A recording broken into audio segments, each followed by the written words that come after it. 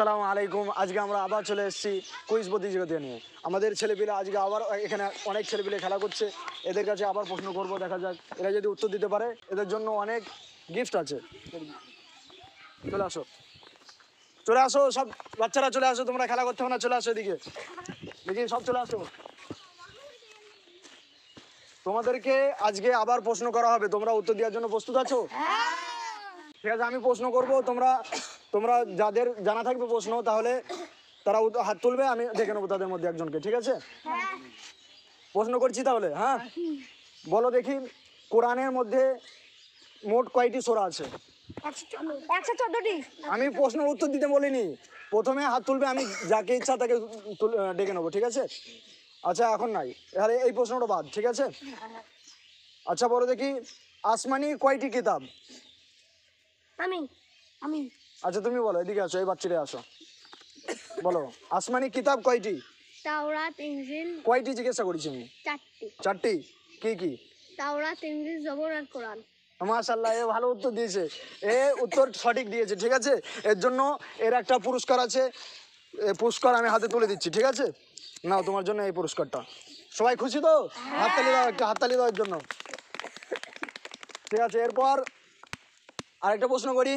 ঠিক আছে, কোরআনের মধ্যে সব থেকে বড় সূরা কোনটি? কে বলতে পারবে? আমি হাত তোলো, কে বলতে পারবে? আমি আমি বলবো। আচ্ছা তুমি বলো, এদিকে আসো সামনে।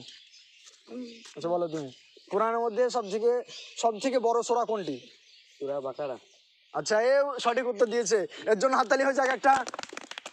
ঠিক আছে, এর পুরস্কারও দিয়ে দিচ্ছি আমি তাড়াতাড়ি, নাও তোমার পুরস্কার। ঠিক আছে, তুমি পিছনে যাও। আর দেবো, আর দুই একটা প্রশ্ন করবো, ছেড়ে দেবো তারপর তোমাদেরকে। ঠিক আছে, আচ্ছা প্রশ্ন করব, বলো যে কোরআনের দিল কোন সূরাকে বলা হয়? আমি পারবো, আমি বলবো, এটা আমি বলবো। আচ্ছা, এই এই এই ছেলেটা আগে হাত তুলেছে, বলো কোরআন। দাঁড়াও, তোমার নাম কি? নাইম মন্ডল। আচ্ছা, তুমি পড়াশোনা করো? কোন ক্লাসে পড়ো? ক্লাস 8। 8-এ পড়ো, তাই তো? তাহলে তুমি বলতে পারবে এই সূরা, এই প্রশ্নের উত্তর দিতে পারবে তো?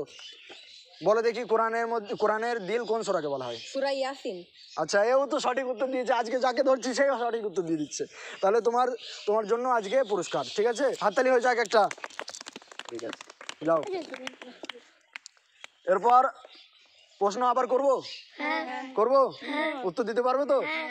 কঠিন করবো না সহজ করবো? বলো, কঠিন করবো না সহজ করবো? সহজ করবো, দিতে পারবে উত্তর? তোমার নাম কি? আছে তোমার নাম কি বলো দেখি। এই ছেলেটা খুব বাচ্চা ছেলে, বলো দেখি তোমার নাম? ফারহান মন্ডল। ফারহান মন্ডল, তাই তো? তুমি উত্তর দিতে পারবে? তোমাকে একটা প্রশ্ন করি। আচ্ছা বলো দেখি, আমাদের ধর্মের নাম কি? তুমি বলো, কেউ বলবে না, তুমি বলো আমাদের ধর্মের নাম কি, বলো। পারবে? পারবে? পারবে না? আচ্ছা, কে পারবে? কে পারবে বলো? বাচ্চাদের মধ্যে কে পারবে? আচ্ছা তুমি পারবে, তুমি এখানে আসো। তোমার নাম কি? শোনো, তোমার নাম কি বলো? ফারহান। তোমার নামও ফারহান? গারান। এর নামও ফারহান? আচ্ছা, তোমার এদের দুজনের নামই একই। তাহলে তুমি বলো যে আমাদের ধর্মের নাম কি, বলতে পারবে? তুমি পারবে? কে পারবে? আমি আচ্ছা আমি বলবো। আচ্ছা তুমি আসো, এই ছেলেটা মনে হচ্ছে পারবে। তোমার নাম কি? তোমার নাম কি? মেয়াদাত আলী মন্ডল। মিয়াদাত আলী মন্ডল, তাই তো? আমাদের ধর্মের নাম কি? ইসলাম। ইসলাম, তাই তো? এই ছেলেটা সঠিক উত্তর দিয়েছে। তোমরা জেনে নিলে তো কি আমাদের ধর্মের নাম কি? মনে থাকবে? ঠিক আছে, ঠিক আছে, তোমার জন্য, এর জন্য একটা হাততালি হয়ে যাক, এর জন্য একটা পুরস্কার আছে। ঠিক আছে, নাও। এরপর আর প্রশ্ন করব। আচ্ছা বলো দেখি, সব থেকে বড় ফেরেশতার নাম কি, বলতে পারবে কেউ? কেউ বলতে পারবে? না। পারবে কেউ? না। আচ্ছা, আজকে আর এইটুকুই প্রশ্ন হলো। ঠিক আছে, ঠিক আছে, আজকে আর কোন প্রশ্ন হবে না, এরপরে আবার প্রশ্ন হবে একদিন, আমরা আবার আসবো, তারপর তখন প্রশ্ন করা হবে ইনশাল্লাহ। ঠিক আছে।